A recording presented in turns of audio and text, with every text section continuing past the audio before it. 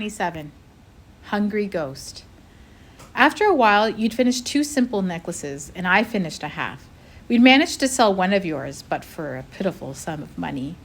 I tried not to be too disappointed. Surely our bead sales would pick up again once we had a bigger stock of necklaces to show.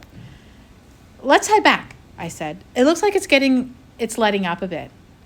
Pale sunshine poked through a break in the clouds as we walked back to the graveyard. It hardly ever rained all day and all night, even at the peak of the rainy season. But although the rain had been light, we'd stayed out so long that our clothes were wet through. I hoped the sun would soon dry us. We had no change of clothes. At the graveyard, Cuddy ran to greet the boys, who were waiting for us.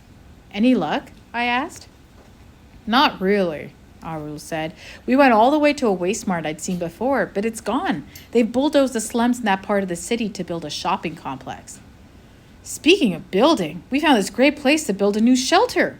Mutu showed me a grave that was wider than the rest beneath a banyan tree, and a nice plastic tablecloth.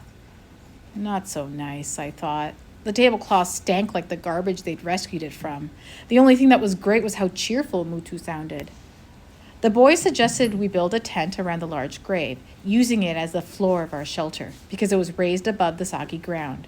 You and Mutu dragged some fallen branches over to use as tent poles. We stuck them as deep into the ground as we could. We used one tarp as our roof, tying its 4 corners to the tops of the tent pole branches with ropes the boys had scrounged up. Once our roof was up, we pulled the other tarp around the poles, securing it as best we could to make 3 flimsy walls. We hung the tablecloth across the side that was still open to make a flappy door. "We found these 3 bits of tire to use as pillows," Aru said. "I don't need one, and later we can get new mats." As you and Mutu arranged the pieces of tire in our shelter, you doubled over with a coughing fit. I quickly mixed the powder tea shop auntie had given us with the rainwater I'd collected. Aru and I set a good example by drinking some of the bitter liquid. But Mutu made a huge fuss. "Tastes worse than poison," he sputtered, swallowing it only after I promised to reward him with the cookie. "And I couldn't get you to swallow more than a mouthful. You spat out the first sip and then refused to eat or drink anything else. Not even the bananas Arul had brought or our cookies." "Can't be good for us," Mutu declared, "if it's made Ruku lose her appetite." We squeezed into our new sleeping quarters. I was almost happy it was so cramped because I was grateful for the warmth. Our damp clothes made me feel chilly. And because, though I know Aurel was right that we had nothing to fear from the dead, part of me was still scared a ghost might float by.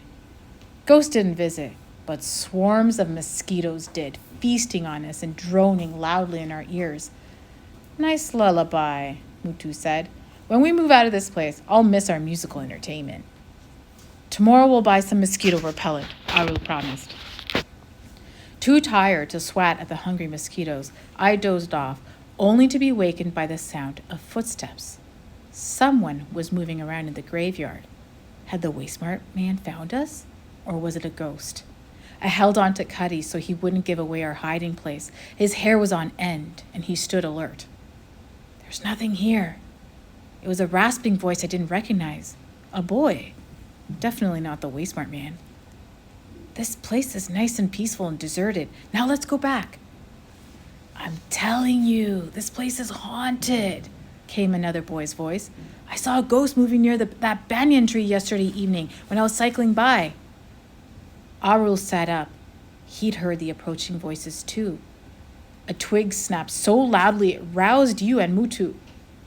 "Hungry," you moaned. "Hungry."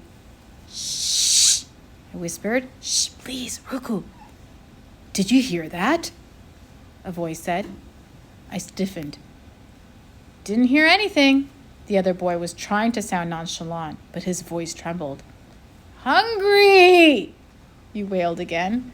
"Hungry!" "Ghost?" the second voice yelled. "Ghost! Hungry!" you shrieked. "Hungry!" We heard the boys thrashing through the undergrowth, twigs snapping as they rushed away from us through the darkness. Mutu's shoulders shook with suppressed laughter. I heard the boys call out for God's protection and dash away, raising a racket as they stumbled through the dark graveyard. Mutu couldn't control his laughter anymore. It burst out of him, but he did his best to sound like a demonic villain. Arul and I gave in to our laughter too. When we finally stopped roaring, tears were running down my cheeks. By then, you tired yourself out. Sorry, I hiccuped, finally finding the bananas you refused to eat that evening and handing you one. Those boys were just too funny. Great work, Ruku. Arul patted you on the back. You just made this graveyard even safer than it was before. What were they up to? I said, daring each other to explore a haunted graveyard. Rich boys for sure, Arul said. You have to be rich to waste time going on escapades at night instead of catching up on precious sleep.